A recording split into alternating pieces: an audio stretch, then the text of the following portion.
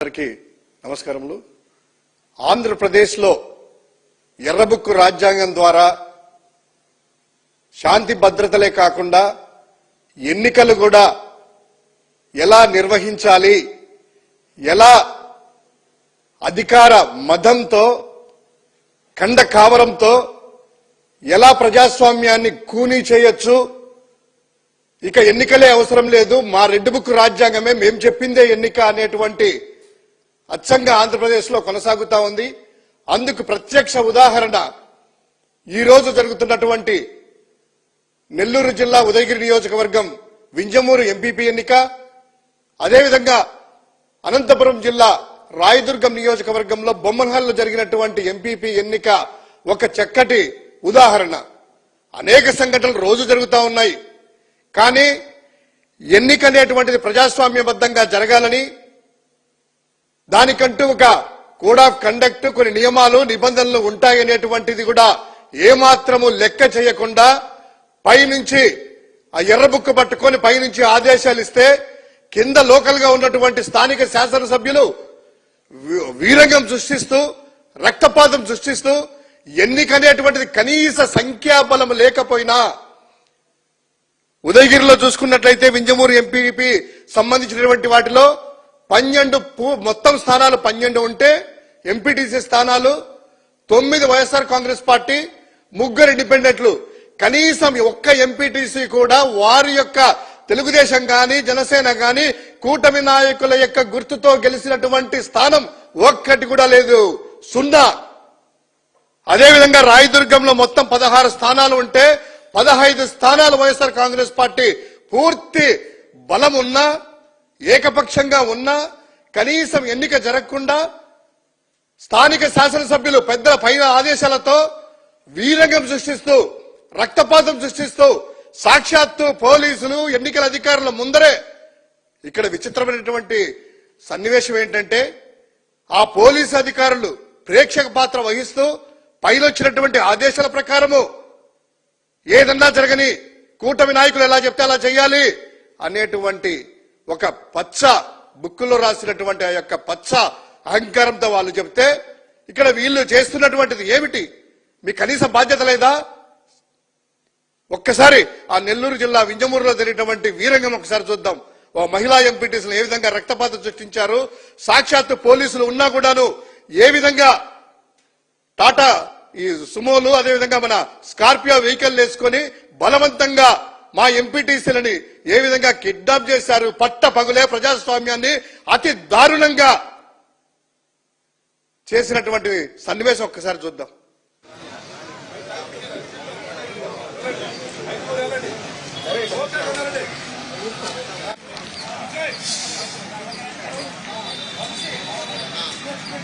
Vote వేయడానికి వెళ్తున్నటువంటి మా యొక్క ఎంపీటీసీలు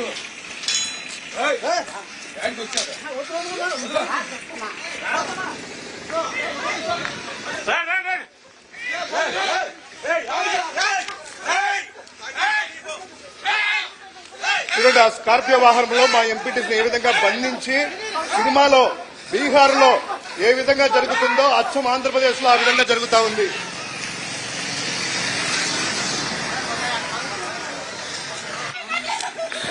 రత్నం అనేటువంటి ఇంకొక ఎంపీటీసీని మహిళా ఎంపీటీసీని ఏ విధంగా టీడీపీ గుండాలు ఏ విధంగా చేస్తున్నారో ఒక్కసారి ఈ యొక్క విజువల్స్ లో మనం చూద్దాం.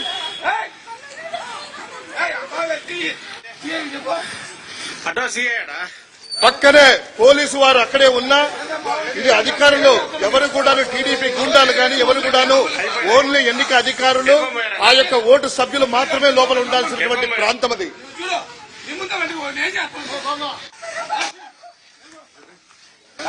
లాక్కపోతూ ఒక మహిళ దొరకకుండా చేతులకు చూడండి ఏ విధంగా రక్తపాతాలు సృష్టించారో.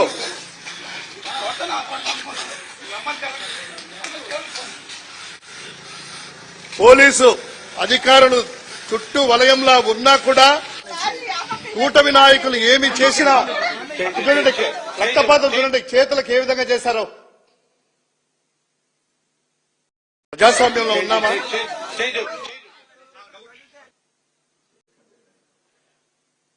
ఆ చేతికంత గాయాలు, ఆమె వయసు ఎంత, ప్రజాస్వామ్యబద్ధంగా ఎన్నికైనటువంటి ఒక ఎంపీటీసీ సభ్యురాలు తమకు నచ్చిన వాళ్ళని ఎన్నుకోవడానికి లోపలికి వెళ్తున్నటువంటి తరుణంలో వైఎస్ఆర్ కాంగ్రెస్ పార్టీ ఎంపీటీసీ సభ్యురాలు